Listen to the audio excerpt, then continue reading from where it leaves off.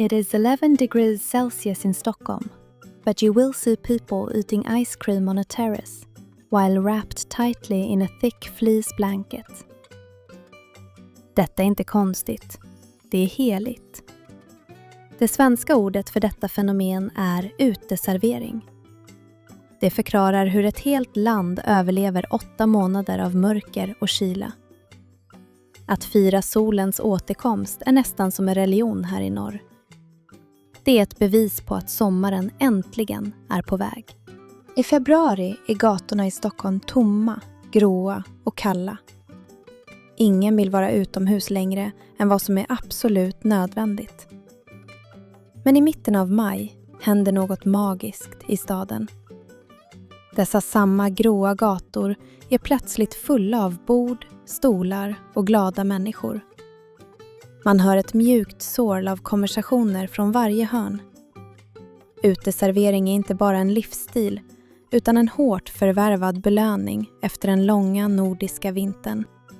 Elias och Freja kliver ut genom dörren på årets allra första varma dag.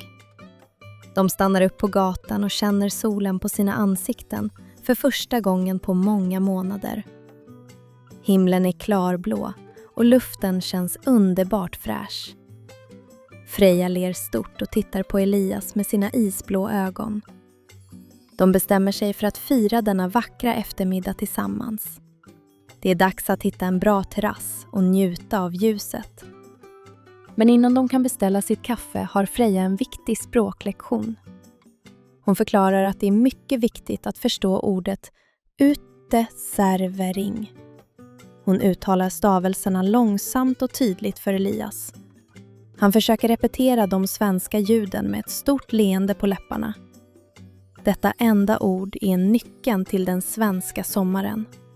Om du kan säga det kan du öppna dörren till gemenskapen.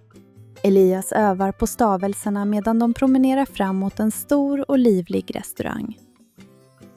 The literal translation is outdoor serving, but observing the vibrant terrace, Elias realizes it actually signifies a total social liberation after a long dark winter. Han märker direkt hur annorlunda stämningen är här ute.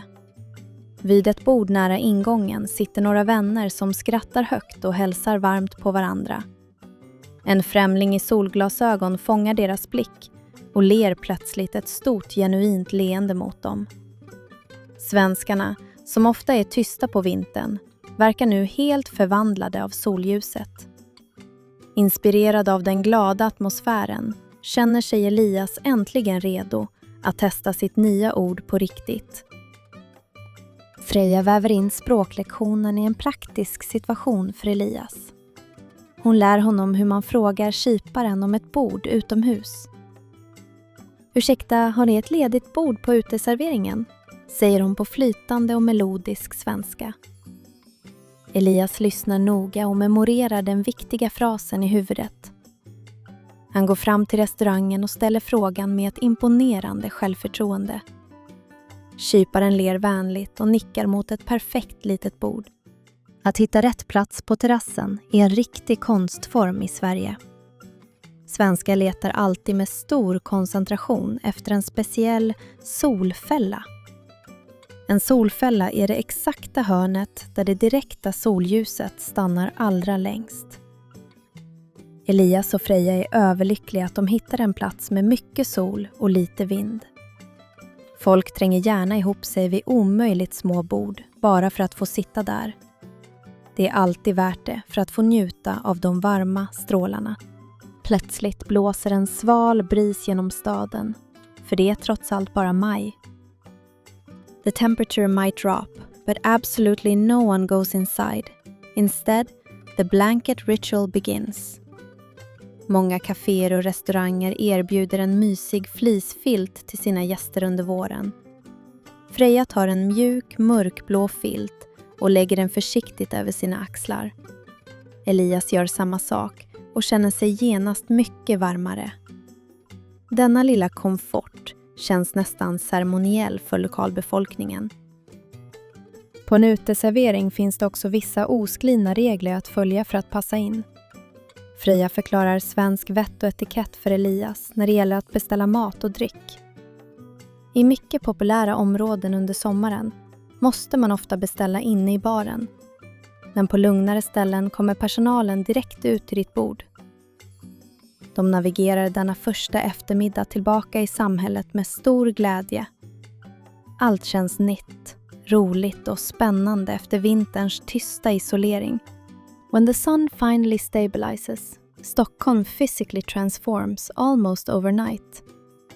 Tråkiga parkeringsplatser förvandlas magiskt till stora vackra trädäck med stolar och parasoller.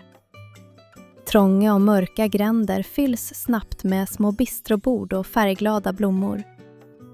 Till och med de höga takterrasserna öppnar upp igen för säsongen. Hela staden flyttar sin sociala verksamhet från insidan till utsidan. Det är som att Stockholm vaknar från en lång, djup och tung sömn. Det finns en enorm emotionell tyngd i denna fysiska och visuella förvandling av staden. Helt plötsligt ler totala främlingar mot varandra på gatan utan anledning. Konversationer startar spontant mellan olika grupper vid borden bredvid. Det är en kollektiv lättnad som sprider sig som en varm kram genom hela staden. Människor pratar, skrattar högt och delar fantastisk mat och dryck med varandra. Den långa och mörka perioden är äntligen över för i år. Elias tittar fascinerat på människorna runt omkring dem på terrassen. Han och Freja inser att detta fenomen handlar om mer än att bara äta utomhus. Det handlar om ett helt samhälle som återvänder till sig självt efter månader av kyla. Svenskarna är kända för att vara reserverade, men uteserveringen bryter den regeln direkt. Här är alla vänner som delar exakt samma djupa kärlek till ljuset. Det skapar en vacker, öppen och mycket levande atmosfär. För att bli en riktig mästare på denna ritual behöver du en bra karta. The ultimate roadmap requires identifying a premium spot by calculating sun angle, wind protection and proximity to water. Elias och Freja sitter lyckligt nära vattnet och njuter av den vackra utsikten framför dem. Vattnet glittrar i eftermiddagssolen och vita båtar åker långsamt förbi. Om du hittar en plats som har allt detta vill du aldrig någonsin gå hem. En annan mycket viktig del av denna svenska sommarkultur är spontanitet. I samma sekund som solen tittar fram genom molnen måste du släppa allt du gör. Det spelar ingen roll om du arbetar, studerar eller städar hemma i lägenheten. Du måste omedelbart gå ut och delta i den kollektiva glädjen. Solen väntar inte på någon, så man måste alltid passa på när den är här. Det är just denna spontanitet som gör kulturen så otroligt speciell och levande. Elias och Freja höjer sina immiga glas för att skåla medan solen färgar Stockholms himmel i magiska nyanser av rosa och orange. Learning the word uteservering is your very first step from being a visitor in Sweden to truly participating in its vibrant culture. De njuter av värmen från filten och varandras fantastiska sällskap i den ljusa försommarkvällen. Berätta för oss i kommentarerna. What is your absolute favorite city or terrace for a perfect uteservering? Glöm inte att prenumerera för att upptäcka fler underbara svenska ord och traditioner tillsammans med oss.